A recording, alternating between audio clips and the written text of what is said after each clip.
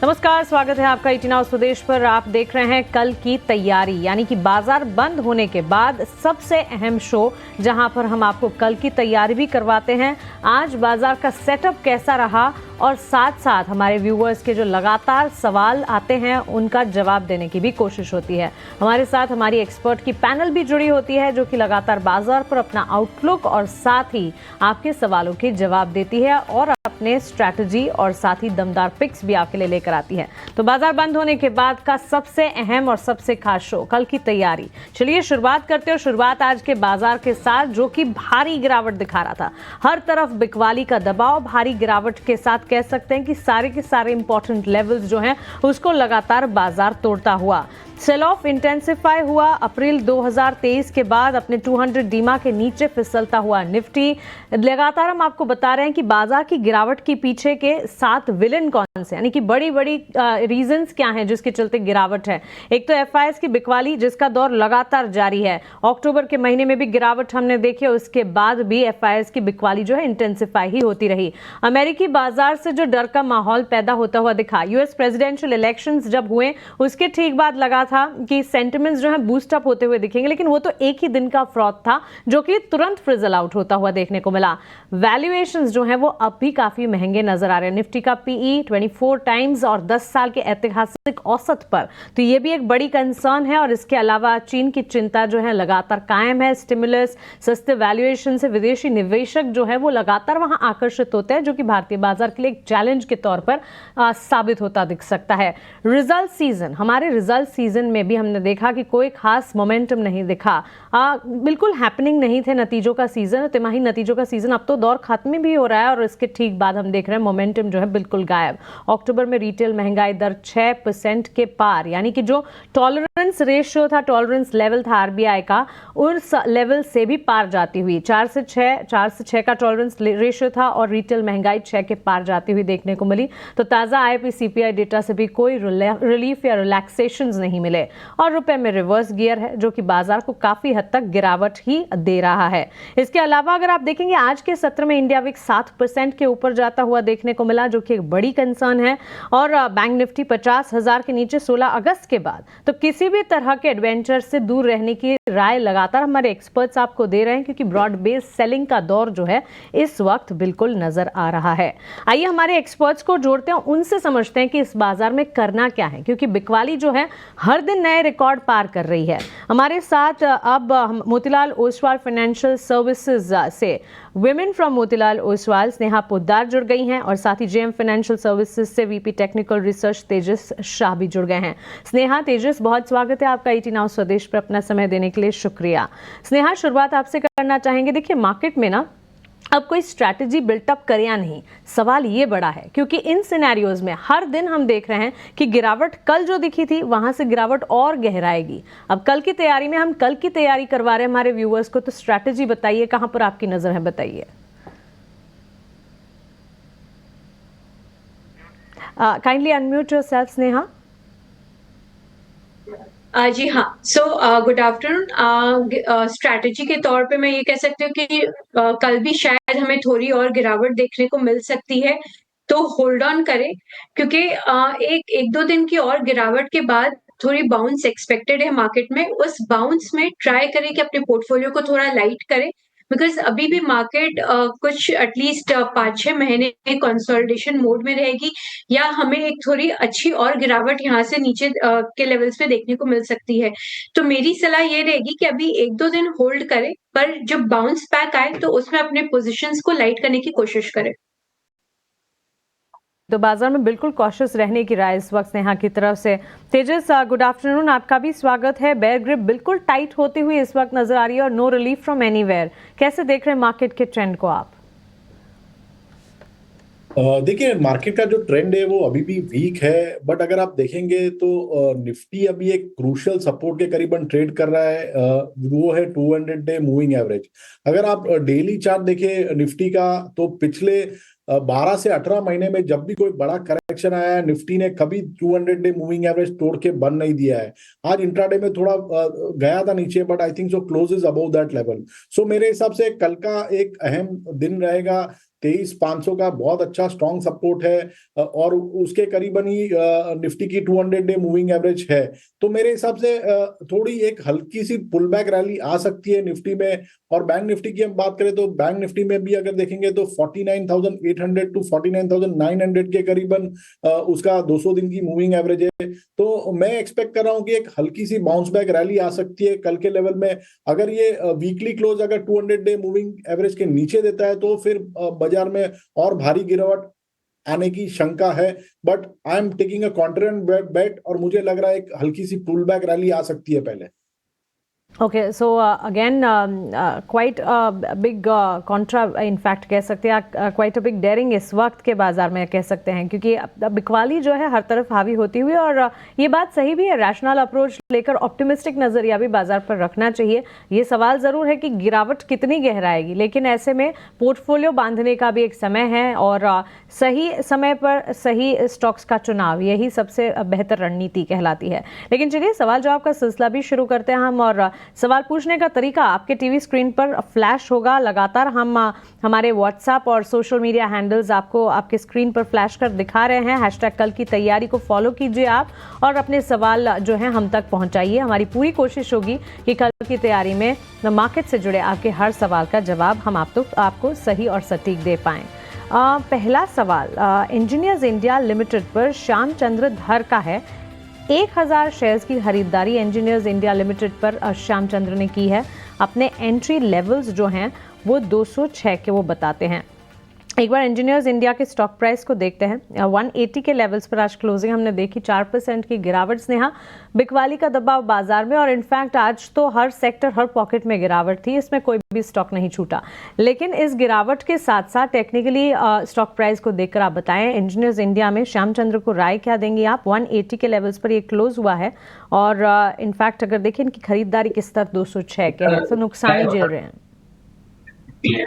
जी, engineers India की अगर हम बात करें तो ये एक्चुअली कैपगुड सेगमेंट को बिलोंग करता है, जहाँ पे काफी लैकलस्टर परफॉर्मेंस चल रहा है।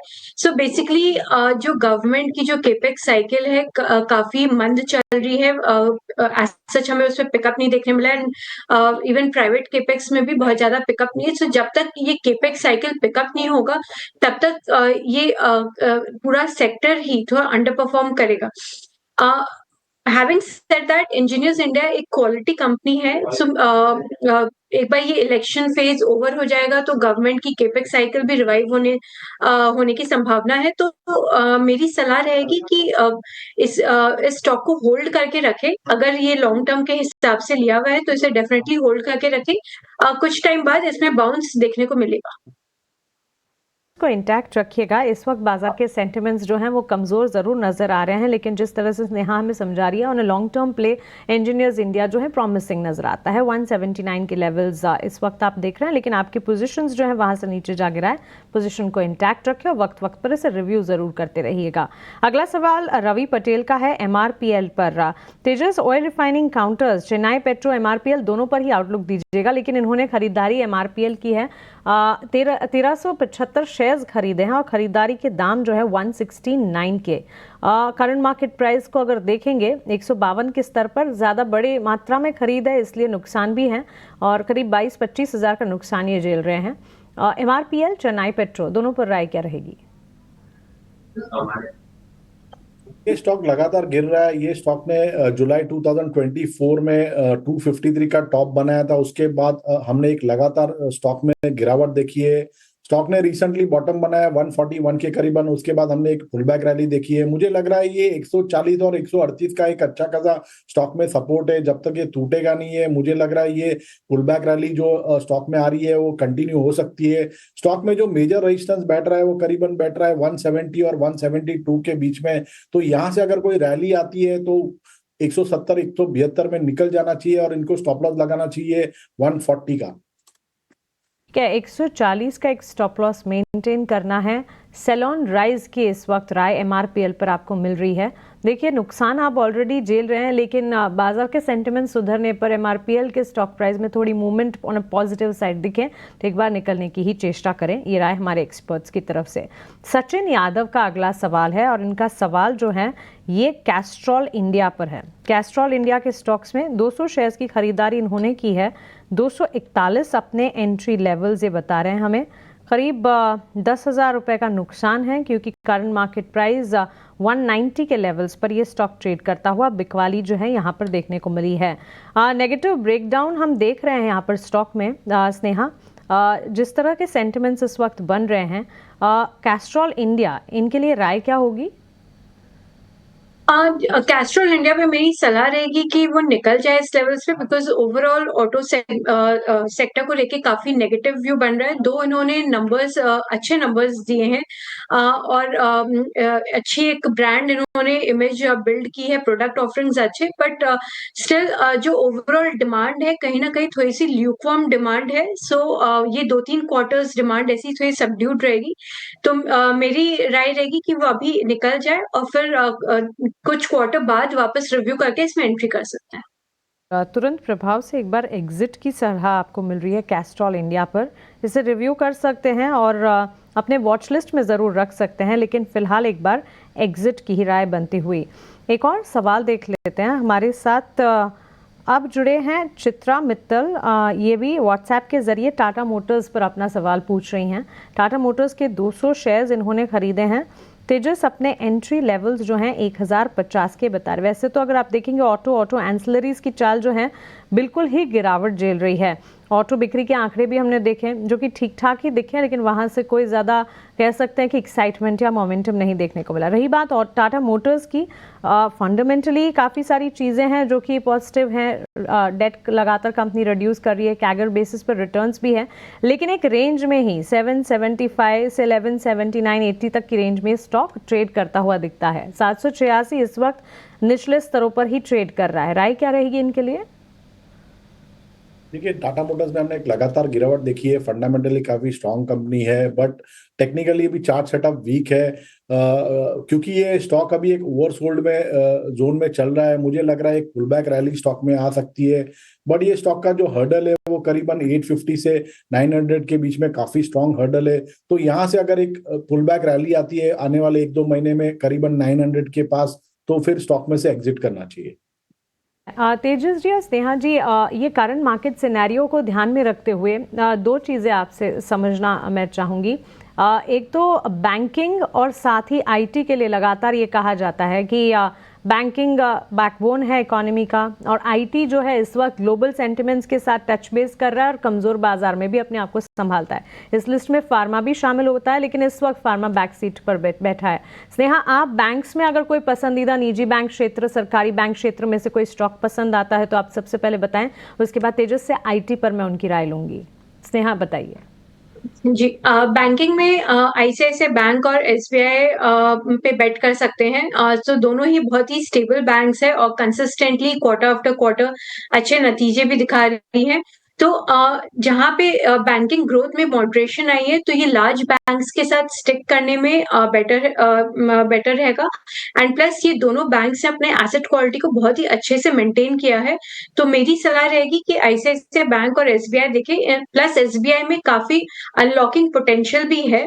तो आगे आने वाले साल में 1-2 साल में काफी न्यू लिस्टिंग्स, सब्सिडरी लिस्टिंग्स भी हम देख सकते हैं। तो इन दो बैंक्स पे हम बेट कर सकते हैं। बैंकिंग पर ये एक आउटलुक। तेजस, देखिए, यूएस प्रेसिडेंशियल इलेक्शन के ठीक बाद आईटी सेक्टर का मूड कुछ अच्छा खासा सुधरता दिखा, और उसके बाद भी हम देख रहे थे काफ़ी ज़्यादा इम्पैक्ट पड़ रहा था, लार्जर प्लेयर्स हो या मिड कैप आईटी। बाजार में इस वक्त गिरावट है और गिरावट में हर सेक्टर, हर पॉकेट शामिल हैं, लेकिन आईटी में कुछ पसंद आता है? डेफिनेटली आईटी एक लौता सेक्टर है जिसने इतनी बड़ी गिरावट में हमने देखा कि कोई दिग्गज आईटी शेयर में कोई गिरावट आई नहीं है और आउट परफॉर्मेंस दिखा रहा है। और क्योंकि ट्रम्प का इलेक्शन में विक्ट्री होने के बाद हमें लग रहा है आईटी एज ए सेक्टर काफी अच्छा करेगा। चार्टिकली भी अगर देखेंगे तो आईटी इंडेक्स ने 39,500 के ऊपर एक ब्रेकआउट दिया था और रिसेंटली स्विंग हाई बना था 43,500 का।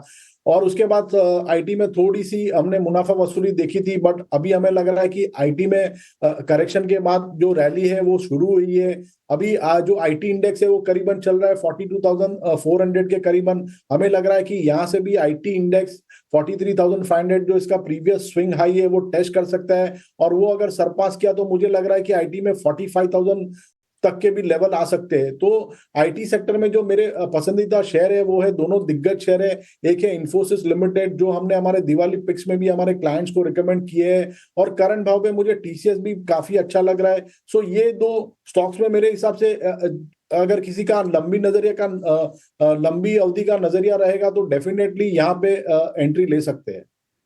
एब्सोल्युटली। तो चलिए, ये दो स्पेसेस हैं, एक तो बैंकिंग और साथ ही आईटी, जहां पर लगातार फोकस है। ऑफ कोर्स बाजार की तेजी या बाजार की तेजी कायम रहने के लिए सभी सेक्टर्स का आगे बढ़ना जरूरी है, लेकिन इस वक्त अगर हम देखें ये दो सेक्टर्स हैं जो कि बाजार को लगातार संभालने का काम करें। आज का केस ही डिफरेंट था, आज बिकवाली हर तरफ हावी थी। एक और सवाल देख लेते हैं। अंकित शर्मा एक्साइड इंडस्ट्रीज पर अपना सवाल पूछ रहे हैं। 300 शेयर्स की खरीदारी इन्होंने की है स्नेहा 530 के लेवल्स पर। अभी पिछले हफ्ते एक्साइड इंडस्ट्रीज के नतीजों के ठीक बाद, क्योंकि weak set of numbers, profit के फ्रंट पर अगर देखें करीब 14% की गिरावट सालाना आधार पर तिमाही नतीजों में देखने को मिली थी। और क्योंकि एक्साइड इंडस्ट्रीज का जिक्र हम कर ही रहे हैं, संवर्धना मदरसन और साथ ही आप बॉश दोनों पर भी राय दे दीजिए, और एक्साइड पर इन्हें क्या करना चाहिए बताइए। एक्साइड मेरी सलाह रहेगी एग्जिट करे, बिकॉज जैसे आपने कहा नतीजे थोड़े खराब भी आए हैं, डिमांड भी थोड़ी सबड्यूड है, और दोनों ही ऑटो सेगमेंट और टेलीकॉम सेगमेंट से इनकी जो डिमांड आती दोनों में ही थोड़ी वीकनेस हमने देखी थी। टेलीकॉम साइड में फिर भी डिमांड एक्सपेक्टेड है कि रिवाइव हो जाए, but still auto segment subdued रहेगा। तो मेरी सलाह है कि एक्साइड से एग्जिट करें। संवर्धना मदरसन मैं सलाह दूंगी कि होल्ड करें। दो नंबर्स उतने अच्छे नहीं थे, बट फिर भी काफी कुछ रेजिलिएंट थे नंबर्स, और प्लस ये कंपनी काफी कुछ डाइवर्सिफाई की है। इनकी जो ओवरऑल ऑर्डर बुक है वो वेल डाइवर्सिफाइड है, तो इन्हें ऑटो प्लस नॉन ऑटो दोनों ही सेगमेंट से ऑर्डर्स मिलते हैं। तो जहां ऑटो में थोड़ी स्लो डाउन है वहां नॉन ऑटो सेगमेंट उसको कंपेंसेट कर रहा है, और प्लस ये ओवरऑल ईवी में भी स्ट्रॉन्ग पोजिशनिंग अपनी क्रिएट की। तो अगर पोर्टफोलियो लेवल के एंगल से देखना है तो संवर्धना को ऐड करना चाहिए। ये राय एक्साइड इंडस्ट्री से एक बार एग्जिट की ही राय, और संवर्धना मदरसन इनफैक्ट कंपनी के मैनेजमेंट से आज दोपहर में हमने बातचीत भी की थी, और यहाँ पर जो है खरीदारी के लेवल्स वॉच आउट किए जा सकते हैं। लेकिन आगे बढ़ते हैं, और बाजार में भले ही गिरावट हो, लेकिन ईटी नाउ स्वदेश का एकमात्र लक्ष्य ये है कि गिरावट में भी पोर्टफोलियो या निवेश के लिहाज से आप किस तरह से स्ट्रॉन्ग बिल्टअप क्रिएट कर सकते हैं। और ये वैसा ही समय है। बाजार में गिरावट हावी हो रही है, लेकिन एक्सपर्ट्स की राय क्या है, वो कौन से शेयर्स कौन से स्पेसेस पर अपना कॉन्फिडेंस बता रहे हैं, ये जब आप जान पाएंगे तो आप एक तगड़ा पोर्टफोलियो क्रिएट कर पाएंगे। और यही जानने के लिए चलिए अगले सेगमेंट का रुख करते हैं, जो कि वीआईपी शेयर है।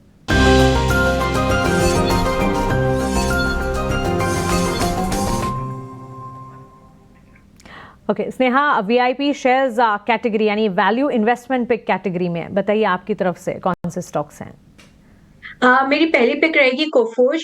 सो ओवरऑल ट्रम्प के विक्ट्री के बाद आईटी सेक्टर के लिए ये नेट बेनिफिशियल रहेगा। जो थोड़े बहुत नेगेटिव्स रहेंगे तो भी हमें लगता है कि ओवरऑल विनिंग पोजीशन में ही आईटी सेक्टर रहेगा, तो उसमें कोफोर्ज हमें अच्छा लग रहा है। बिकॉज कोफोर्ज की एक तो काफी डिपेंडेंसी है बीएफएसआई सेगमेंट में यूएस से, जो कि वहां पे क्लाइंट स्पेंडिंग्स इंप्रूव होने की संभावना है। प्लस इसकी काफी अच्छी ऑर्डर बुक पोजिशनिंग है करंटली, और सिग्निटी से भी इसे एक अच्छी वैल्यू एक्रीशन दिखेगी अपने बुक्स में। तो कोफोर्ज में मेरी काफी पॉजिटिव व्यू है, एंड 10,000 का लक्ष्य बन रहा है। दूसरी पिक है त्रिवेणी टर्बाइन, जिसने कल ही रिजल्ट्स डिक्लेयर किए थे एंड काफी अच्छे नंबर्स दिए थे। ऑर्डर बुक की हम बात करें तो ऑर्डर बुक काफी अच्छा है। दोनों ही एक्सपोर्ट्स और डोमेस्टिक मार्केट में इनके ऑर्डर इनफ्लोज काफी स्ट्रॉन्ग है, और कई सेगमेंट से इन्हें सब सेगमेंट से इन्हें स्ट्रॉन्ग ऑर्डर्स दिखाई दे रहे हैं। Plus at the same time ये यूएस में अपनी पोजीशनिंग को स्ट्रेंथन कर रहे हैं, वहां पे मैन्युफैक्चरिंग सेटअप करके। तो वहां पे अगर मेक इन यूएस भी अगर इम्प्लीमेंट होता है तो त्रिवेणी एक विन विन सिचुएशन में रहेगी। तो इसमें हमारा लक्ष्य बन रहा है 830 का। कोफोर्ज, तेजस आपकी तरफ से वैल्यू इन्वेस्टमेंट पिक्स कौन से होंगे, बताएं। देखिए, आज की जो मेरी वैल्यू इन्वेस्टमेंट पिक है वो मेटल सेक्टर से है, नैल्को लिमिटेड। ये स्टॉक अगर आप देखेंगे कि निफ्टी में हमने रिसेंटली टॉप से ऑलमोस्ट 10% की गिरावट देखी है, बट ये स्टॉक अभी भी थोड़ा करेक्शन मोड में है। बट जो इसका चार्ट स्ट्रक्चर है डेली, वीकली और मंथली का काफी स्ट्रांग है। स्टॉक अभी भी हायर टॉप हायर बॉटम बना रहा है और जो अपनी छोटी अवधि की जो मूविंग एवरेज है उसको भी होल्ड कर रहा है। पिछले 3-4 दिनों से हमने स्टॉक में ये हल्की सी मुनाफा वसूली देखी है, बट अभी जो है स्टॉक एक अच्छे खासे लेवल पे आ गया और उसके बाद काफी फेवरेबल है लॉन्ग पोजीशन बनाने के लिए। तो हिंडाल नैल्को का जो शेयर है वो हम करंट भाव पे या डिप में खरीदारी करने की राय दे रहे हैं। इसमें आपको स्टॉप लॉस लगाना है 199 का। इसका जो पहला लक्ष्य रहेगा वो रहेगा 240 का और दूसरा लक्ष्य रहेगा 255 का और time horizon will be 3 to 6 months. इसके अलावा जो दूसरा स्टॉक मुझे काफी पसंद है वो है डिक्सन टेक्नोलॉजी। डिक्सन टेक्नोलॉजी की हम बात करें तो डिक्सन टेक्नोलॉजी ने अभी रिसेंटली अच्छे नंबर्स दिए थे और अभी भी देखेंगे तो स्टॉक आउट परफॉर्मेंस दिखा रहा है। रिसेंट जो इसका ऑल टाइम हाई बना था उससे करीबन 5 से 6% भी हमने स्टॉक में करेक्शन देखा है, जबकि निफ्टी ने ऑलमोस्ट 10% की गिरावट दी है। तो स्टॉक क्लियरली एक आउट परफॉर्मेंस दिखा रहा है और हमें लग रहा है कि आने वाले दिनों में भी ये जो स्टॉक है एक अच्छा खासा रिटर्न दे सकता है। तो डिक्सन टेक्नोलॉजी में भी आप करंट भाव पे या डिप में खरीदारी कर सकते हैं। इसमें आपको स्टॉप लॉस लगाना है 12,000 का और इसका पहला लक्ष्य रहेगा 17,500 और दूसरा लक्ष्य रहेगा 20,000।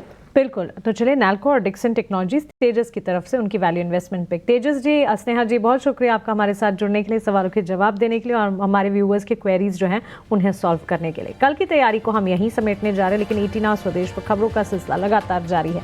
आप बने रहें हमारे साथ। नमस्कार।